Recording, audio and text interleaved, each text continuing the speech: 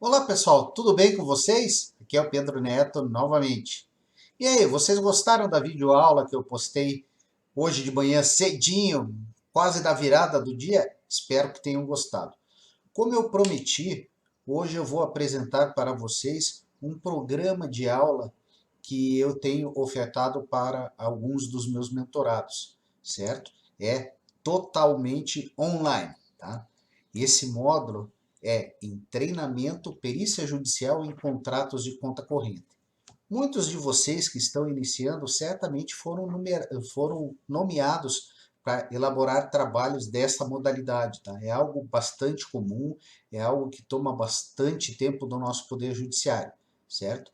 É uma atividade muito bacana, tá? Eu gosto, tenho muitos anos de experiência trabalhando em instituições financeiras e acabei usando isso para ajudar o juízo, ajudar o sistema de justiça a elaborar provas técnicas nesses tipos de contratos bancários, certo?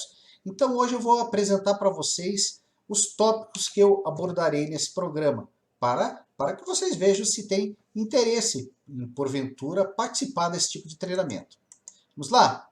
Qual que é, primeiro, eu tenho que falar para vocês qual que é o meu objetivo com esse trabalho, tá? Eu quero oferecer para vocês um conteúdo personalizado, certo? O que eu vou apresentar aqui não quer dizer que vocês terão que assistir a risco que está ali. Eu tenho alguns mentorados que eles já têm alguma experiência, então eles dizem, ó Pedro, será que dá para você tirar esse tópico aqui, aumentar em mais detalhes essa determinada situação? Ou seja, o meu objetivo é ofertar para vocês um conteúdo personalizado, de acordo com o preparo que vocês já têm, de acordo com as suas necessidades e os seus interesses, tá? Não é um treinamento genérico, não é um treinamento que já está prontinho lá, que você compra, não muda uma vírgula, em decorrência da experiência que de repente você já tenha ou não tenha, certo? Então é algo que eu vou ofertar para vocês de acordo com as suas necessidades, ok? E o que, que vai, qual que é o objetivo, tá? Eu quero ajudar vocês que estão iniciando nessa carreira a serem preparados para atuar além de uma forma técnica elevada, certo? Que vocês constituam conhecimentos para atuar com responsabilidade nas suas atividades. E também quero compartilhar com vocês algumas minúcias que são envolvidas na atividade pericial. Por exemplo, ontem eu recebi dois e-mails de duas peritas que elas se sentem intimadas em determinados momentos de suas manifestações nos autos, certo? Me perguntaram como agir nesses casos. Ou seja, você tem que criar habilidades para fazer o seu trabalho de uma maneira técnica, imparcial e que isso não venha a desgastar, digamos, o seu dia a dia, que você não venha perder horas de sono por conta disso, certo? E, acima de tudo, atuar com responsabilidade, porque você está trabalhando ali para ajudar os magistrados a chegarem a uma conclusão acerca dos assuntos que estão sendo discutidos, certo? Então, aqui fica claro qual que é o meu objetivo, o que, que esse meu treinamento busca apresentar para vocês. Tá? Tópico 1, vamos lá. O que, que nós iremos falar? Primeiro, antes de você começar um trabalho pericial, nesse caso, um trabalho em conta corrente, você tem que analisar o pedido inicial, você tem que entender o que está sendo demandado nesse litígio, certo? E como que isso, quais são os tópicos, quais são os argumentos que as partes mais utilizam nesse tipo de demanda? Primeiro, cobrança de juros não contratados. Falam também que ocorreram cobrança de taxas e tarifas não contratadas, argumentos que foi efetuada a cobrança de juros capitalizados, argumento que a cobrança de juros foi efetuada acima da taxa legal, a antiga lei da usura, certo? E que a cobrança de juros foi efetuada acima da média de mercado. Então, isso daqui eu posso dizer que, no geral, 99% dos casos perícias em contratos de conta corrente, os pedidos iniciais vão estar embasados nisso daqui. Então, nesse tópico 1, eu vou avaliar com vocês como buscar tudo isso nas peças processuais para que vocês entendam efetivamente o que está sendo pedido, certo? A carga horária desse módulo é 1 hora a aula, tá? E depois, numa outra oportunidade, eu explicarei para vocês como funciona o treinamento em si, tá? Tópico 2. Análise da documentação processual. Vocês, como peritos, não adianta vocês aceitarem um determinado trabalho, apresentarem sua proposta, sem analisarem a documentação processual que está lá, e pior ainda, depois que forem iniciar a perícia, não analisarem tudo que está contido nos autos para ver se aqueles documentos são suficientes para que você elabore a prova técnica, certo? Então, quais são os documentos que são necessários para que você faça essa análise? Primeiro, a proposta de abertura de conta corrente, ou seja, isso vai demonstrar se efetivamente a pessoa formalizou essa contratação junto à instituição financeira. Aqui é importante, a proposta, como eu vou explicar no treinamento, tá? A proposta de abertura, ela carrega algumas cláusulas que serão necessárias quando você proceder à resposta a diversos quesitos que serão efetuados, ok? Que mais? Você precisará do contrato de abertura de crédito em conta corrente, ou seja, o contrato de supercheque, cheque especial e assim por diante. E, logicamente, os extratos de movimentação da conta corrente. Ou seja, você tem que analisar se isso está lá. Às vezes, tá, gente? Às vezes, principalmente se forem casos de demandas relativas a períodos muito antigos, os bancos não conseguem juntar alguns desses documentos nos autos. Isso não vai inviabilizar totalmente a perícia, mas vai prejudicar uma série de suas análises. Tá legal? Então, esse tópico 2, eu falarei de como efetuar a análise da documentação processual. A carga horária será de 30 minutos. Vejam que o meu objetivo não é aqui enrolar os meus mentorados. Eu acho que em 30 minutos, numa aula online, personalizada, onde só o mentorado estará comigo conversando, 30 minutos serão suficientes para que eu discorra esses tópicos com vocês, ok? Vamos lá. Tópico 3. Termo de diligência. Como eu falei, tá, se não houverem documentos suficientes para que você elabore a prova pericial, será necessária a elaboração de um termo de diligência. O CPC, ele estipula isso, ele estipula muito claro, eu vou explicar para vocês o que diz o CPC com relação ao termo de diligência, com relação à obtenção de documentação adicional para que seja elaborada a prova técnica, tá? Vou ensinar para vocês como elaborar um termo de diligência e também vou discorrer com vocês da importância de que o perito tenha um relacionamento saudável com os assistentes técnicos. Tá? Peritos judiciais e assistentes técnicos, a gente não pode colocar como se fossem inimigos. Tá? Então, você está trabalhando, como perito, você está trabalhando para o juiz de forma imparcial. O assistente técnico está assessorando o banco. O assistente técnico da parte autora está assessorando a parte autora. Logicamente que eles terão, digamos, posicionamentos técnicos um pouco divergentes dos seus, tá? Mas eu aconselho que sempre haja um bom relacionamento com os assistentes técnicos. Isso vai auxiliá-los bastante na fácil obtenção de documentação para a conclusão dos trabalhos periciais. Mas sempre lembrando que você não trabalha para a parte A ou para a parte B. Você trabalha para o juiz, de maneira totalmente imparcial, certo? Né? Vamos lá. E o que mais, gente? A carga horária, da mesma forma, isso daqui é algo que não será necessário muito tempo. Eu acredito que em meia hora é suficiente. Se caso, logicamente, como é um treinamento personalizado, se surgirem maiores dúvidas durante a apresentação das aulas, não tem problema nenhum de estender esse número de horas, ok? Vamos lá. Tópico 4. Aqui começa o trabalho mais difícil ou mais interessante. Eu efetivamente gosto de efetuar a análise de conta corrente. Tá? O que nós vamos fazer? Eu ensinarei para vocês como montar os anexos de sua prova pericial, certo? Esses anexos serão, logicamente, planilhas que vão dar os subsídios técnicos para que as partes compreendam as suas conclusões técnicas, o seu posicionamento acerca dos assuntos que estão sendo discutidos, acerca daquilo que está sendo perguntado, tá?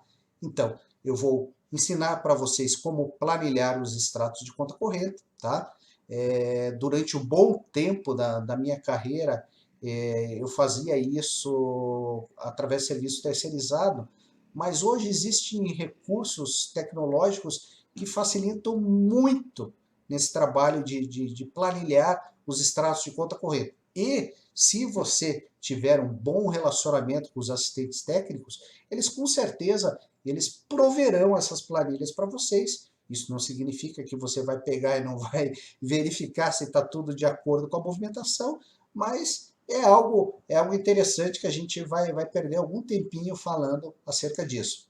Que mais? A apuração das taxas de juros praticadas. Tá? Eu vou ensinar para vocês, assim como eu demonstrei no vídeo da semana passada, eu irei demonstrar passo a passo, online, trabalhando com os meus mentorados, como apurar as taxas de juros praticadas. Na sequência, e como eu já demonstrei nos meus últimos vídeos, ensinarei também como efetuar a comparação da taxa praticada na conta corrente com a taxa média de mercado divulgada pelo Banco Central do Brasil, ok? Ensinarei também como efetuar, caso seja demandado pelo juiz ou por alguma das partes e for um quesito que não for indeferido pelo douto juízo, eu ensinarei como recalcular a movimentação da conta corrente, limitando as taxas de juros à média baseio, ou seja, a taxa média de mercado, de acordo com a modalidade de conta corrente que estará sendo analisada, ok? Que mais? Como o vídeo de ontem, eu ensinarei a vocês a expurgar a capitalização de juros da conta corrente. Na sequência, demonstrarei os procedimentos que podem ser adotados para apurar a cobrança de taxas e tarifas, sendo que este é um ponto que normalmente é contestado pelas partes que ingressam com esse tipo de ação. Que mais? A carga horária. Eu acho que 6 horas são suficientes para eu demonstrar isso para vocês, tá? 6 horas nós conseguimos abordar tudo isso. Não precisamos fazer as 6 horas de uma vez só, tá? Esse treinamento ele será realizado de uma maneira totalmente flexível, ou seja, de acordo com a disponibilidade de tempo dos meus mentorados, ok? Tópico 5. Beleza. Fiz os meus anexos, na verdade você faz os anexos em paralelo com a elaboração do laudo pericial, mas aqui para ensiná-los como fazer isso eu abordarei de uma forma separada, certo? Primeiro mostrarei como fazer os anexos e daí eu demonstrarei para vocês como elaborar um laudo pericial. Como elaborar o laudo pericial de uma maneira que fique clara para o juiz, que está encarregado desse litígio, e também para as partes. Tá? E o que nós faremos? Primeiro, para a elaboração do laudo pericial, você tem que observar o que diz o Código de Processo Civil, porque ele estabelece o conteúdo mínimo que deve ter um laudo pericial. E você, como perito, tem que observar isso, certo? Sobre o risco de invalidarem o seu laudo pericial, ok? Estruturando o laudo pericial. Tá? Ou seja, eu costumo, tá? Para mim, laudo pericial não é pegar, colocar a identificação do laudo e simplesmente responder os quesitos. Não, isso para mim é lixo. Tá? Um laudo pericial ele tem que ser bem estruturado. Até mesmo porque, se não for, não estará cumprindo o que preceitua o Código de Processo Civil. Tá? E como que você vai elaborar este laudo pericial? Inicialmente, você tem que identificar qual é o objeto da perícia. Ou seja, sobre que contrato, sobre que questão que você está elaborando essa prova técnica.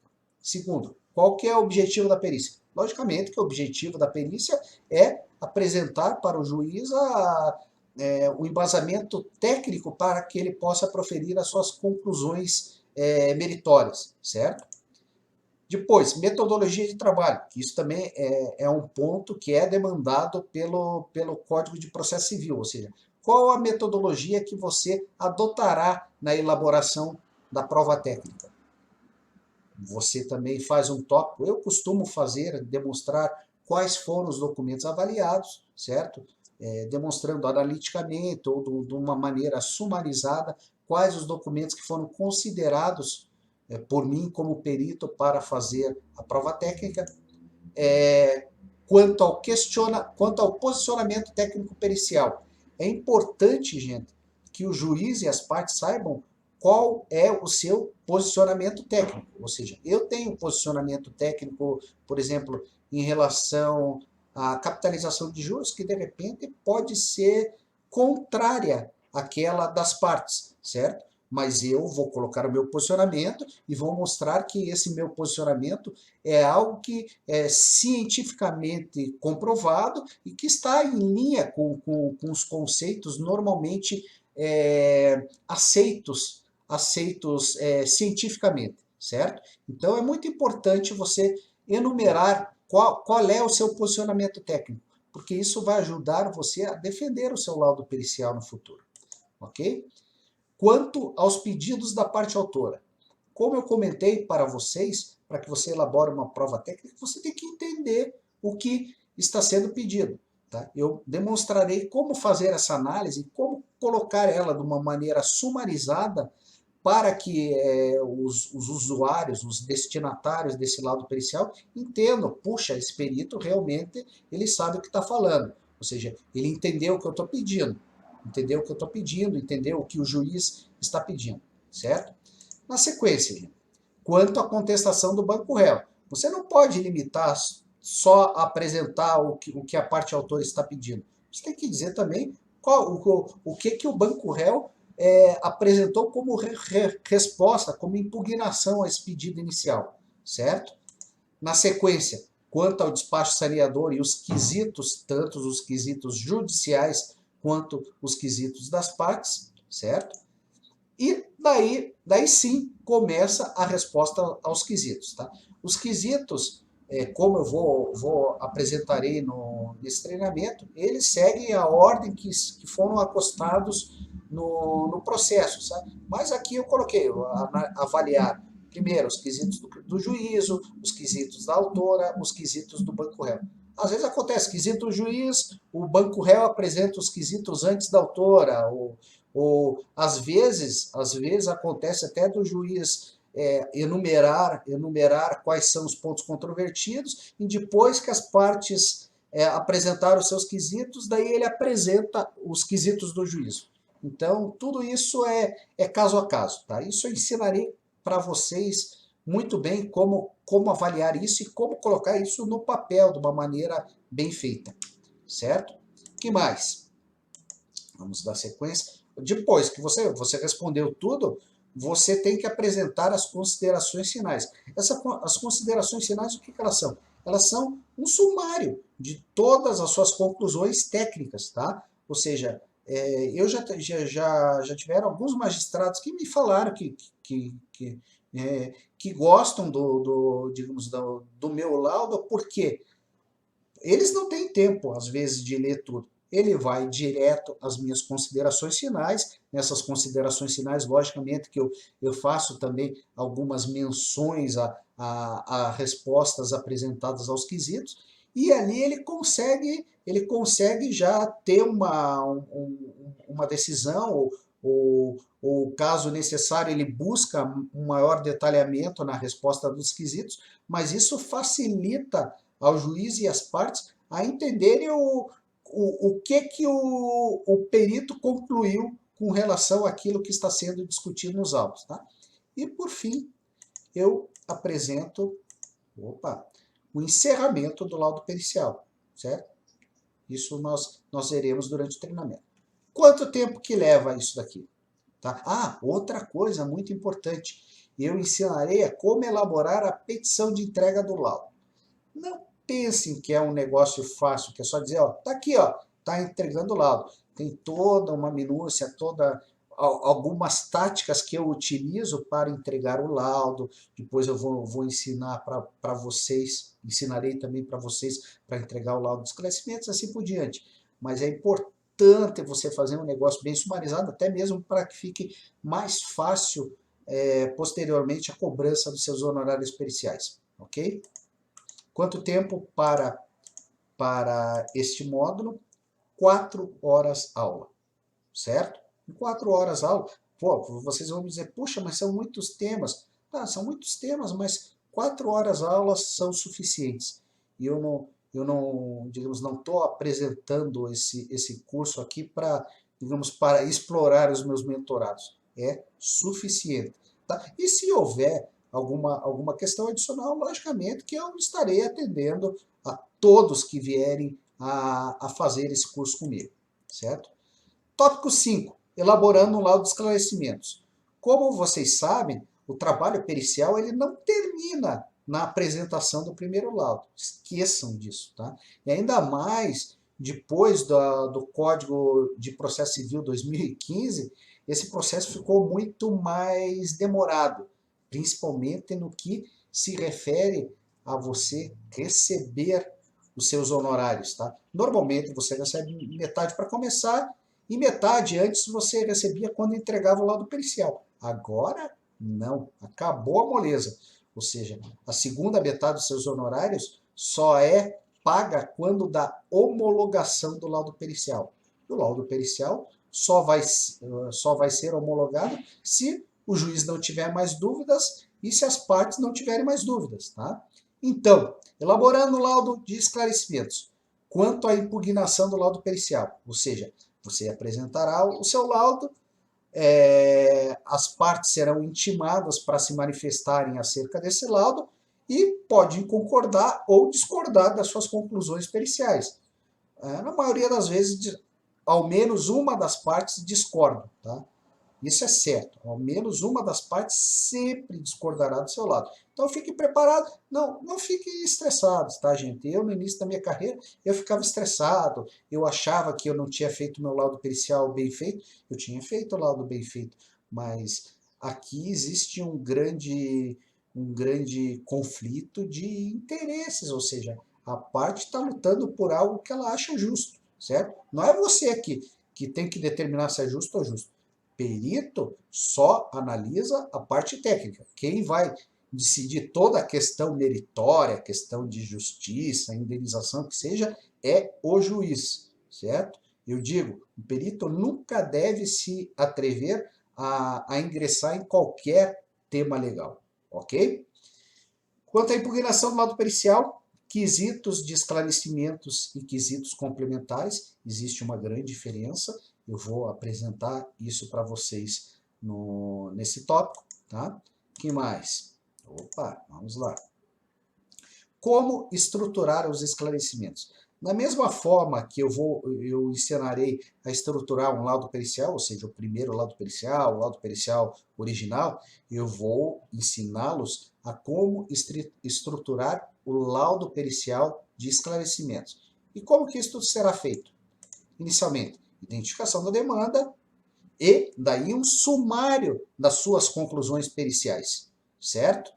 Depois do sumário das conclusões periciais, você apresentará quais foram as contestações das partes litigantes e responderá aos quesitos de esclarecimentos. E também, você ou responderá aos quesitos de esclarecimentos, ou você fará uma contra-argumentação para demonstrar que aquilo que as partes impugnaram das suas conclusões está errado. Ou às vezes até acontece de você cometer algum equívoco na elaboração do seu laudo pericial, e esta é a oportunidade para você retificar alguma coisa que tenha passado em branco. Nós não somos infalíveis, certo? Nós, peritos, podemos, eventualmente, cometer algum equívoco, tá? E nem é questão de má fé, às vezes realmente são muitas informações, alguma coisa passa batido. E essa é a oportunidade de corrigir esses erros e o juiz, logicamente, que vai entender, desde que você justifique adequadamente o porquê que você deixou de ver um determinado tópico ou não se atentou a alguma data e, assim, retificar e assumir o erro e retificar o que porventura tenha se equivocado e efetuado errado. Novamente, faça novamente as conclusões finais, certo? As suas considerações, ou ratificando o laudo pericial original, ou retificando integralmente ou parcialmente as conclusões que foram apresentadas no laudo original, certo? E encerramento e requerendo a homologação do laudo pericial. Isso eu vou ensinar para vocês, é muito importante, tá? Porque se você não fizer isso, vai ficar um vai e volta do seu laudo pericial e às vezes você vai levar, sei lá, um ano e meio para receber seus honorários, só porque as partes vão incansavelmente impugnar os seus honorários sem que o juiz avalie aquilo que você já produziu nos autos, certo? Então, eu entendo que você apresentou o seu laudo pericial, apresentou os esclarecimentos, as partes, isto tem que ir para apreciação do juiz. Se o juiz achar que é insuficiente, ele pedirá novos esclarecimentos para você, ou então homologará o laudo pericial, certo? Eu explicarei isso direitinho para vocês, ok? Carga horária, 2 horas aula. E no final, gente, a carga horária total será de 14 horas aula, tá? Eu não vou apresentar hoje valores, não vou apresentar nada para vocês. Eu quero primeiro que você, se você acha que isso é legal, que isso vai efetivamente lhe ajudar na sua atuação como perito do juízo, né? Vai aprimorar tudo que você tem até hoje, ou validar a possibilidade de discutir comigo alguns temas em comum, certo? Você entre em contato comigo, certo? Como fazer isso? Você ficou interessado? Entre em contato comigo. Aqui está a cópia do meu cartão, tá? Eu costumo sempre apresentar isso ao final dos meus vídeos. Diversas pessoas entram em contato comigo por WhatsApp ou por e-mail, tá? Eu sempre que eu posso respondo rapidamente, tá? Então, é isso daí. Espero que vocês tenham gostado, espero que isso daqui seja algo que vocês estejam demandando, esse tipo de conhecimento. Fico à disposição para atendê-los, tá? Entre em contato comigo, ok? Um grande abraço do Pedro Neto, fiquem com Deus e um bom fim de semana.